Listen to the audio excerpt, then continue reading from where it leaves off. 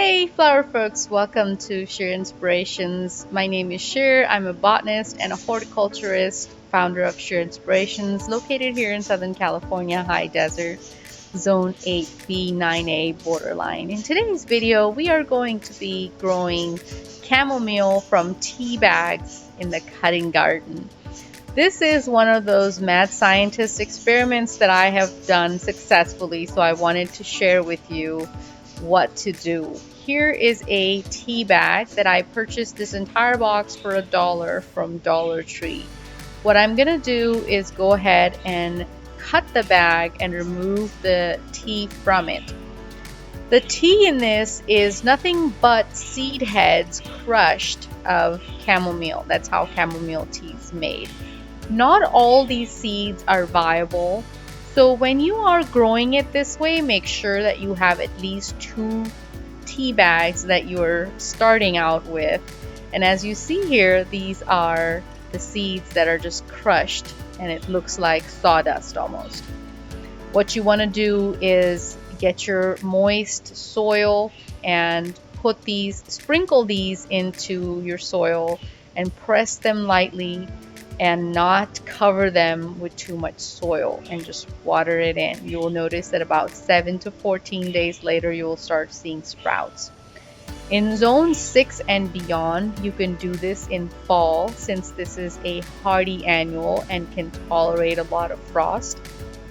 Zone 5 and below, you can either grow these inside of an unheated hoop house or start seed in soil blocks or do milk jugs, whichever method you prefer. Or if you're like me and you only want to direct sow, you can wait until a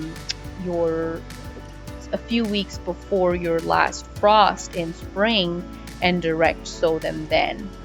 That way they go from seed to flower, in this case tea bag to flower, in about 3 to 4 months, depending on where you're located. Here for me, it took about 3.5 months. I am in a warmer area. These are cool loving plants. They do not like warm weather at all. So in cooler areas, you can succession sow these and perhaps get about 2 succession sowings before it starts getting too warm. I do 1 sowing in September and then another one late in October, and then I stop. And starting late February is when I start harvesting. Sometimes a little bit earlier in February, depending on how harsh the winter has been for me. The same thing would apply if you're zone 5 and below. You would plant these about 6 weeks prior to your last frost. You can do these outdoors in direct sowing, or you can start seed in the winter, whichever one you prefer. Keeping it in mind that once you start doing this, that you're not going to have to purchase seed ever again, because what we're going to do is we can start saving our own seed from these pollinated flowers. This way, the plants get grandfathered in and they start thriving in the climate that we live in. Scientifically, when a seed is produced in a particular area and it grows there over and over, producing more and more seed, it starts to thrive and grow taller and starts to be more lush, requiring less water, requiring less efforts from you to grow. This particular plant is a very easy throw and go type of plant. However, it's not very drought tolerant. It does require you to provide moisture, good amount of moisture. I have this on drip irrigation.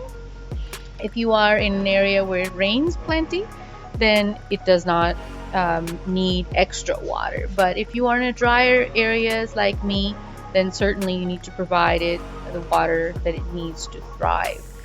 I have here growing this with a Virginia stock, which is also a cut flower that I use in my filler, small daintier arrangements that I make for my bathrooms and so on.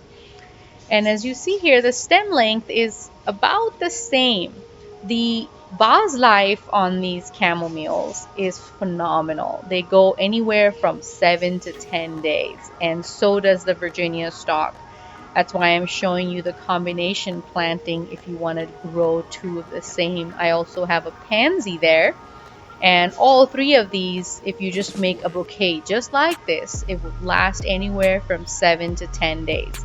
Keeping in mind all these are cool loving plants, so for me they're winter flowering. Depending on where you're located, they would flower at different times. If you're in a much cooler area, they would flower a little bit later. If you're in warmer zones, 8 and beyond, they will flower sooner, 6 and 7, probably around March or so.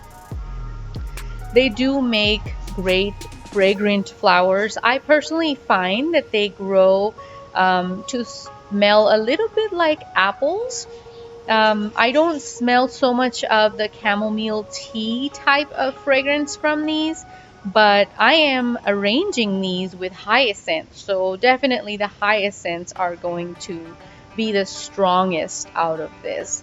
The reason why I'm showing you this bouquet tip is so you can see when you're growing chamomile from tea bags that you can actually arrange them with other smaller stem flowers like hyacinths, like pansies, Virginia stock, and of course chamomile.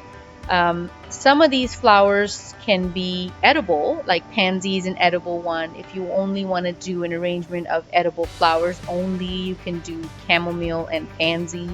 Um, I've seen people do that. I've seen also people do lavender and chamomile, which is a great way of giving a fragrant bouquet. People could dry it.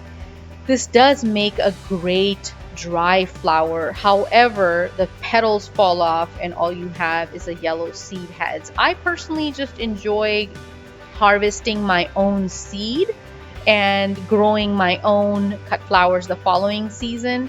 You can not grow these in the cutting garden and grow them for tea and herbs and salves and body scrubs, whatever have you, and apply the same exact method of growing the chamomile. Direct sowing in the fall and harvesting come late winter, or direct sowing in early spring, harvesting a few months later. Keeping in mind the cooler the area, the longer they're going to thrive for. The warmer the area, the shorter the growing season for them. So the succession plantings are not going to be as much. Here I have another arrangement. My tulips decided to bloom for me. Tulips bloom very random times. Whenever they decide they want to go, they start going. So I have them with tulips, a muscari, and hyacinths and Virginia stalks, and great fragrant bouquet. I hope you enjoyed the video, guys, and I will see you in the next one. Bye.